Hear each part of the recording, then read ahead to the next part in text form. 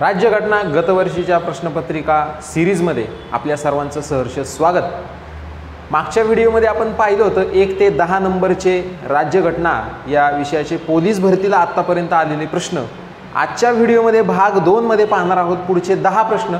व्हिडिओमध्ये शेवटपर्यंत टिकून राहायचं आणि या लेक्चर सिरीजमध्ये कंटिन्यू रोज टिकून राहायचं, तर तुम्हाला या विषयामध्ये पैकीच्या पैकी मार्क येणार आहेत। कारण जीके म्हटलं की पोलीस भरतीमध्ये सर्वात अवघड विषय हा प्रत्येकाला वाटतो। पाहूयात प्रश्न क्रमांक 11। या ठिकाणी जर पाहिलं तर राज्यघटनेची मूलभूत रचना सिद्धांत ही संकल्पना सर्वोच्च न्यायालयाने कोणत्या खटल्यामध्ये सर्वप्रथम मांडलेली आहे असा प्रश्न विचारलेला आहे। प्रश्न विचारलाय नाशिक ग्रामीण पोलीस 2023 साली। पर्याय आहेत मिनर्वा मिल्स खटला, त्यानंतरून केशवानंद भारती खटला, मेनका गांधी खटला आणि AK गोपालन खटला। तत्पूर्वी जर तुम्ही चॅनलवरती नवीन असाल तर चॅनलला लाईक करा, शेअर करा, सबस्क्राईब करा। त्याचबरोबर या ठिकाणी Insta page, WhatsApp channel, Telegram यावरती देखील तुम्ही आम्हाला कनेक्ट व्हा, जेणेकरून आपल्या ज्या काय PDF मध्ये टेस्ट सिरीज आहेत अगदी मोफत अख्ख्या महाराष्ट्रामध्ये आपण टेस्ट सिरीज देत असतो। आत्तापर्यंत आपल्या 17 टेस्ट सिरीज झालेल्या आहेत। या सर्वच्या सर्व टेस्ट सिरीज आपल्या सोशल मीडिया प्लॅटफॉर्मवरती अवेलेबल आहेत। प्रत्येक पोलीस भरती करणाऱ्या विद्यार्थ्यांपर्यंत हा मेसेज पोहोचवा। चला पाहूयात 11 नंबरचा प्रश्न होता। काय विचारले? राज्यघटनेची मूलभूत रचना सिद्धांत म्हणजेच घटनेची मूलभूत चौकट ही जर आपण पाहिली तर केशवानंद भारती खटला 1973 रोजी झाला होता आणि याच्यामध्येच घटनेची मूलभूत रचना सिद्धांत ही संकल्पना सर्वोच्च न्यायालयाने या ठिकाणी आपल्याला स्पष्ट केलेली दिसून येते। पुढचा प्रश्न जाऊया।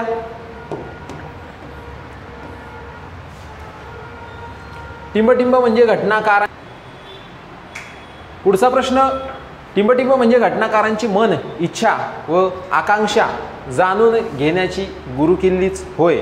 नक्कीच हा प्रश्न जर आपण पाहिला तर या ठिकाणी घटनेचा सरनामा म्हणजेच घटनाकारांची मन, इच्छा व आकांक्षा जाणून घेण्याची गुरुकिल्ली आहे।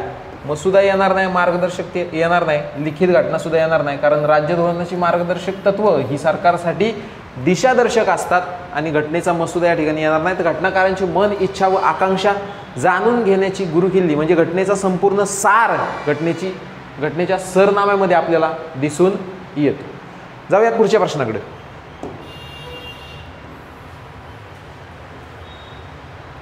पुढचा प्रश्न आहे भरपूर वेळा विचारलेला आहे। ठाणे चालक, पुणे SRP, जळगाव पोलीस आणि अकोला SRPF 2015। प्रश्न आहे भारतीय संविधानाच्या मसुदा समितीचे अध्यक्ष कोण होते? सर्वांना माहिती आहे मसुदा समिती ड्राफ्टिंग कमिटी या ठिकाणी जर पाहिलं तर मसुदा समितीचे अध्यक्ष हे होते डॉक्टर बाबासाहेब आंबेडकर। मसुदा समितीची स्थापना झाली होती 29 ऑगस्ट 1947 रोजी, बरोबर स्वातंत्र्यानंतरून 14 दिवसांनी।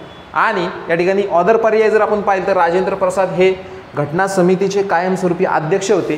त्याचबरोबर पंडित जवाहरलाल नेहरू जर आपण पाहिले तर मला वाटते झेंडा समितीचे अध्यक्ष होते। आणि महात्मा गांधी जर आपण पाहिलं तर घटना समितीमध्ये अजिबात त्यांचा सहभाग नव्हता। महात्मा गांधी आणि बॅरिस्टर अली जिना याचं योग्य उत्तर आहे डॉक्टर बाबासाहेब आंबेडकर। मसुदा समितीमध्ये एकूण सदस्य संख्या होती 7 आंबेडकरांना धरून। याच्या आधी आपण पाहिलं होतं मागच्या लेक्चरला की मसुदा समितीचे इतर सदस्य कोण होते। शॉर्ट ट्रिक लक्षात ठेवा विद्यार्थी मित्रांनो, अय्य, अय्या, साधू, मामू, कृष्णा। ठीक आहे, याच्यावरती गेल्या वेळेस प्रश्न विचारलाय, मागच्या व्हिडिओमध्ये सुद्धा प्रश्न आपण पाहिलाय।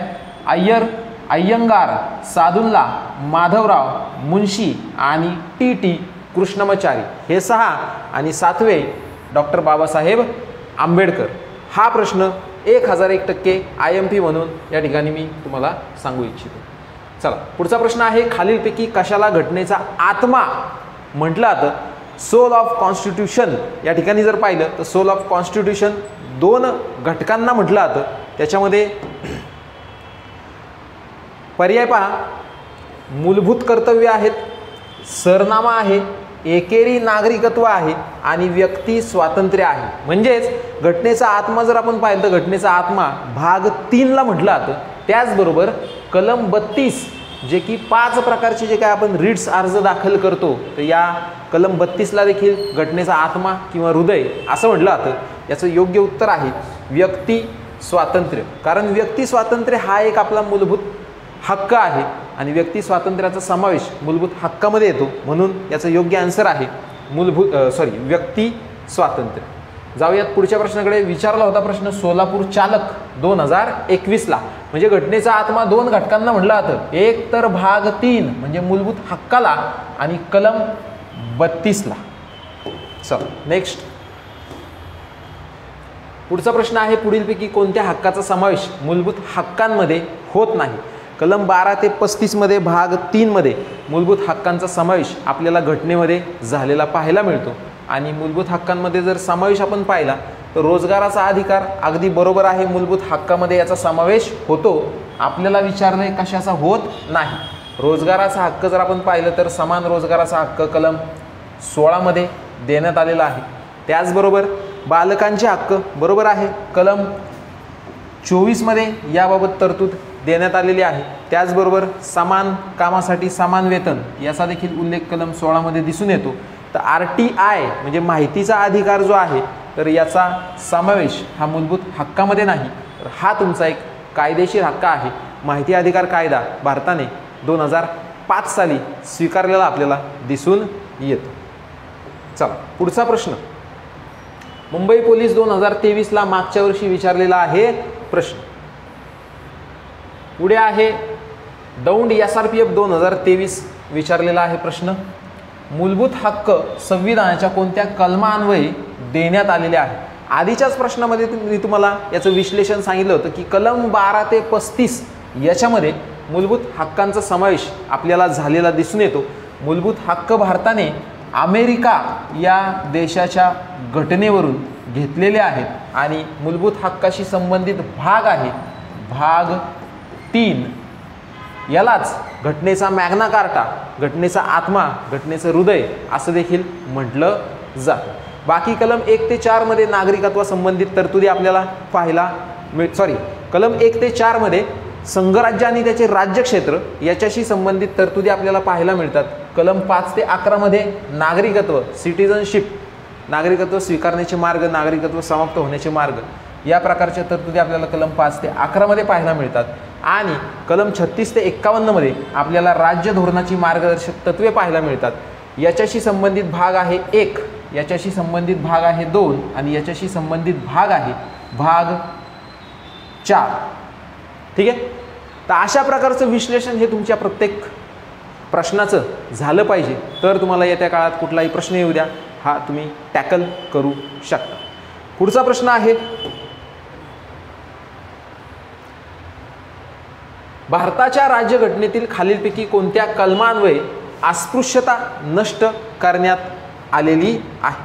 कलम 12 ते 35 ही तुमची तोंडपाठ असली पाहिजे, कारण कुठल्याही कलमावरती कशा प्रकारे प्रश्न आपल्याला सांगता येत नाही.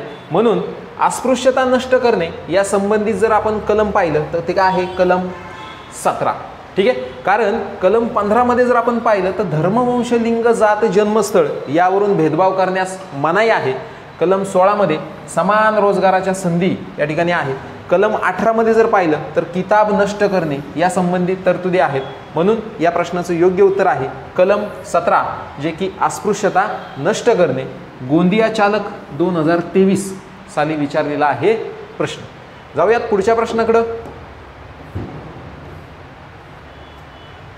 भारतीय राज्यघटनेत नागरिकांना कोणत्या कलमान्वये समानतेचा मूलभूत हक्क किंवा अधिकार हा प्रदान करण्यात आलेला आहे. आपलं ठरल्याप्रमाणे 10 प्रश्न असतील. 10 प्रश्नापैकी एका प्रश्नाचं उत्तर हे तुम्हाला कमेंट बॉक्समध्ये सांगायचं.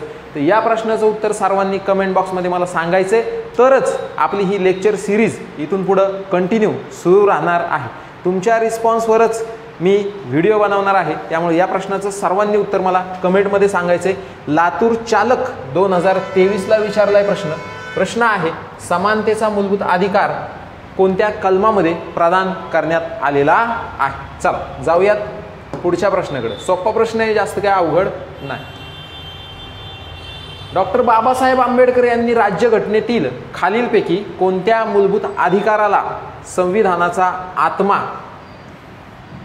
असे म्हटले आहे? पहा विद्यार्थी मित्रांनो, प्रश्न तोच आहे, प्रश्नाचं विश्लेषण तेच आहे, फक्त तुम्हाला एकाच प्रश्नाचं अशा प्रकारे विश्लेषण करायचं आहे की त्याच्यातून 4 ते 5 प्रश्नची उत्तरं ही या ठिकाणी कव्हर होतील. म्हणजे निश्चितपणे या प्रश्नाचं उत्तर संविधानाचा आत्मा कलम 32ला म्हटलं जातं. जर तुमचा मूलभूत हक्क जर डावलला गेला असेल कुठल्याही कारणास्तव, तर तुम्ही सर्वोच्च न्यायालयामध्ये कलम 32 अन्वये रिट्स याचिका दाखल करू शकता. या 5 प्रकारच्या रिट्स याचिका आहेत. त्यामध्ये देहोपस्थिती आहे, त्यानंतरून परमादेश आहे, प्रतिषेध आहे, अधिकार पृष्ठा आहे आणि अजून एक प्रकारचे आहे उत्प्रेक्षण. तर या 5 प्रकारचे रिट्स अर्ज दाखल करून तुम्ही तुमचे गेलेले किंवा डावलले गेलेले मूलभूत हक्क हे कलम 32 द्वारे पुन्हा मिळवू शकता. हा आहे संविधानाचा आत्मा. पुढचा प्रश्न आहे वर्धा पोलीस 2023 साली विचारलेला. भारतीय राज्यघटनेत अपराधांच्या दोषसिद्धीबाबतचे संरक्षण हे अनुच्छेद टिंबटिंबमध्ये दिलेले आहे. या ठिकाणी जर पाहिलं तर अपराधांच्या दोषसिद्धीबाबतचे संरक्षण हाच प्रश्न विचारण्याचं कारण म्हणजे राष्ट्रीय आणीबाणीदरम्यान तुमचे सर्व प्रकारचे 12 ते 35 कलमातील मूलभूत हक्क हे खारिज केले जातात. वगळता कोणते? तर कलम 21 आणि कलम 20 वगळता. म्हणून अपराधांच्या दोषसिद्धीबाबतचे संरक्षण या ठिकाणी कलम 22 या ठिकाणी कॅन्सल होईल. कलम 19 हा देखील या ठिकाणी कॅन्सल होईल. अपराधांच्या दोषसिद्धीबाबतचे संरक्षण योग्य पर्याय आहे कलम 20, कारण 21 मध्ये दिलेला आहे व्यक्तिगत व जीवित स्वातंत्र्य. तर व्हिडिओ कसा वाटला हे नक्की लाईक कमेंट्सच्या माध्यमातून कळवा आणि महाराष्ट्रातील तमाम पोलीस भरतीची तयारी करणाऱ्या विद्यार्थ्यांपर्यंत हा व्हिडिओ पोहोचवा. पुन्हा भेटूयात आपण नवीन 10 प्रश्नांसह रोज सकाळी यूट्यूबवरती 10 वाजता. धन्यवाद.